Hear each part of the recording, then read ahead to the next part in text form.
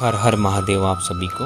दोस्तों, यदि आप भी परेशान हैं कि आपको घर में रहकर तपस्या करनी चाहिए या आपको ब्रह्मचारी बनकर वन में चले जाना चाहिए, आइए महाराज प्रियव्रत की कथा से हम जानते हैं कि क्या उत्तम है। स्वयंभू मनु के पुत्र प्रियव्रत जी जन्म से ही भगवान के परम भक्त थे। देवर्षि नारद की कृपा से उन परम भागवत ने परमार्थ तत्व को जान लिया था। वे देवर्षि के समीप गंधमादन पर्वत पर रहकर निरंतर भगवान का चिंतन करते और नारद जी से भगवान की परम पावन लीला का श्रवण करते थे। जब मनु जी ब्रह्मसत्र की दीक्षा लेने लगे तब उन्होंने प्रियव्रत को राज्य करने के लिए बुलाया, किंतु जिनका चित्त भगवान वासुदेव में ही सब ओर से लगा था, उन प्रियव्रत जी को राज्य के सुख भोग अच्छे न लगे। उन्होंने संसार के विषयों को विष के समान समझ लिया था, अतएव राज्य संचालन उन्होंने स्वीकार नहीं किया। जब हम संसार के विषयों को अपने सुख के लिए अपना मानकर भोगते हैं, तब वे हमारे लिए बंधन के कारण बनते हैं और चित्त उनमें आसक्त होता है। परंतु सच्ची बात यह है कि यह सारा संसार भगवान का स्वरूप है, यह भगवान की लीला है। जीव इस भगवान के रंगमंच पर उनकी लीला में सहयोग देने आया है। जिसके लिए जो कर्तव्य इस लीला में प्रभु ने दिया है, उसे प्रभु की सेवा समझकर कर्तव्य का पालन करना चाहिए। हम भगवान की प्रसन्नता के लिए उनकी लीला में योग देने के लिए कर्म कर रहे हैं। इस प्रकार जो भगवान को बराबर स्मरण रखकर कर्मों में अहंता न करके सर्व कर्म के द्वारा भगवान का निष्काम पूजन करता है, वह कभी माया के जाल में नहीं फंसता। उसके सब कर्म भगवान की सेवा के लिए होते हैं। उसका जीवन ही भगवत पूजा रूप हो जाता है।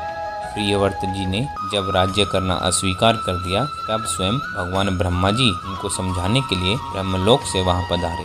आकाश से हंसवान सृष्टिकर्ता को आता देख नारद जी और प्रियव्रत जी खड़े हो गए। उन्होंने ब्रह्मा जी को प्रणाम करके उनका पूजन किया। ब्रह्मा जी ने कहा, बेटा प्रियव्रत, अप्रेम में सर्वेश्वर प्रभु ने जो तुम्हारे लिए कर्तव्य दिया है, उसमें तुम्हें दोष दृष्टि नहीं करनी चाहिए। मैं शंकर जी महर्षिगण विवश होकर उन प्रभु के आदेश का पालन करते हैं। कोई भी देहधारी तपस्या, विद्या, योग बल, मनोबल, अर्थ या धर्म के द्वारा स्वयं या दूसरों की सहायता से भी उन सर्वसमर्थ के किए विधान को अन्यथा नहीं कर सकता। उन प्रभु को प्रसन्न करना ही तुम्हारा भी उद्देश्य है, अतः तुम्हें उनके विधान से प्राप्त कर्तव्य का पालन करना चाहिए। देखो, जो मुक्त पुरुष हैं, उन्हें भी अभिमान शून्य होकर प्रारब्ध शेष रहने तक देह धारण करना ही पड़ता है। वे भी प्रारब्ध का भोग भोगते हैं, किंतु जैसे स्वप्न में अनुभव किए भोग जाग जाने वाले को बाधित नहीं करते, वैसे ही वे प्रारब्ध के भोग मुक्त पुरुष को दूसरा शरीर नहीं दे पाते। रही घर में रहने और वन में तप करने की बात, सो जो प्रमथ है उसके लिए वन में भी पतन का भय है, क्योंकि उसके चित्त में काम, क्रोध, लोभ, मोह, मद, मत्सर ये 6 विकार लगे हैं। किंतु जो सावधान है, जितेंद्रिय है, आत्मचिंतन में लगा है, भगवदाश्रयी है, उसकी गृहस्थ आश्रम क्या हानि कर सकता है। जो कामादि 6 रिपुओं को जीतना चाहता है, उसे पहले गृहस्थ आश्रम में रहकर ही इनको जीत लेना चाहिए, क्योंकि गृहस्थ आश्रम के भोगों को भोगता हुआ किले में सुरक्षित राजा के समान शत्रु रूप इन विकारों को वह सरलता से जीत सकता है। तुम तो कमलनाभ नारायण के चरण कमल रूपी गढ़ का आश्रय लेकर सभी विकारों को जीत चुके हो, अतः अब भगवान के दिए हुए भोगों को भोगो और आसक्ति रहित होकर प्रजा का पालन करो। प्रियव्रत ने अपने से श्रेष्ठ ब्रह्मा जी की आज्ञा स्वीकार की। इसके बाद ब्रह्मा जी अपने लोक को चले गए। ब्रह्मा जी के इस उपदेश में आज के साधकों के लिए बहुत ही महत्व की बातें बताई गई हैं। किसी भी उत्तेजना या दुख के कारण घर का त्याग करना कल्याणकारी नहीं है। घर छोड़कर बाहर जाने से अधिक भजन होगा, यह भी मन का एक भ्रम ही है। जब तक मन में काम, क्रोध, लोभ, मोह, मद, मत्सर है, तब तक घर छोड़ देने पर पतन का भय ही अधिक है। इन दोषों पर घर में रहकर ही जितनी सरलता से विजय पाई जा सकती है, उतनी बाहर नहीं। भगवान के चरणों का आश्रय लेकर भगवान नाम का जप करते हुए, कर्तव्य का पालन करते हुए घर रहकर ही इन दोषों को जीतना चाहिए। इन शत्रुओं से बचे रहने के लिए घर सुरक्षित किला है। जो घर में इन दोषों से घबराता है, उसे जानना चाहिए कि बाहर उसकी कठिनाई और बढ़ जाएगी। दोषों को बढ़ाने के लिए बाहर अधिक अवसर मिलेगा। ब्रह्मा जी की आज्ञा मानकर प्रियव्रत राजधानी में आए। उन्होंने राज्य और गृहस्थ आश्रम स्वीकार किया।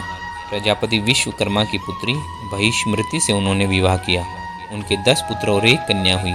प्रियव्रत संपूर्ण ब्रह्मांड के स्वामी थे। उन्हें यह अच्छा नहीं लगा कि आधी पृथ्वी पर एक समय दिन और आधी पर रात्रि रहे। मैं रात्रि को भी दिन बना दूंगा। यह सोचकर अपने ज्योतिर्मय दिव्य रथ पर बैठकर वे सूर्य रथ की गति के समान ही वेग से रात्रि वाले भाग में यात्रा करने लगे।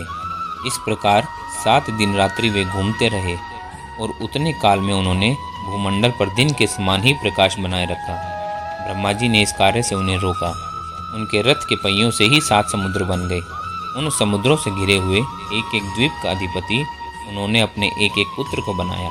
आग्निद्र, इद्मजीव्य, यज्ञबाहु, हिरण्यरेता, घृतपृष्ठ, मेधातिथि और वितिहोत्र ये उनके 7 पुत्र कर्मशय, जम्बूद्वीप, पलक्षद्वीप, शालमली द्वीप, कुशद्वीप, क्रौंच द्वीप, शाक द्वीप और पुष्कर द्वीप के स्वामी हुए। कवि, महावीर और स्वन आजन्म ब्रह्मचारी आत्मवेता परमहंस हो गए। इतना बड़ा अखंड साम्राज्य, पूरा भूमंडल का ऐश्वर्य, पुत्र पुत्री, स्त्री आदि समस्त सुख और सर्वागादि लोकों के लोकपाल भी मित्र ही थे। किंतु भगवान के परम भक्त प्रियव्रत को इन सब का तनिक भी मोह नहीं था। उन्हें लगता था कि व्यर्थ ही मैंने यह प्रपंच बढ़ाया। वे अपने को गृहासक्त और पत्नी में कामासक्त मानकर बराबर धिक्कारते थे।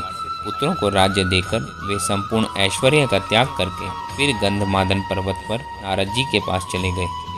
भगवान का निरंतर चिंतन करना उन्होंने अपना एकमात्र व्रत बना लिया।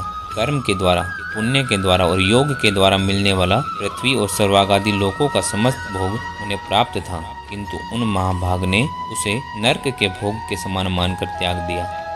परम पुरुष भगवान के अनंत सुधा सिंधु में जिनका चित्त निमग्न हो गया है, वे धन्य भाग्य भगवत भक्त ही ऐसा त्याग कर सकते हैं। हर हर महादेव दोस्तों, यह थी महाराज प्रियव्रत के चरित्र की कथा।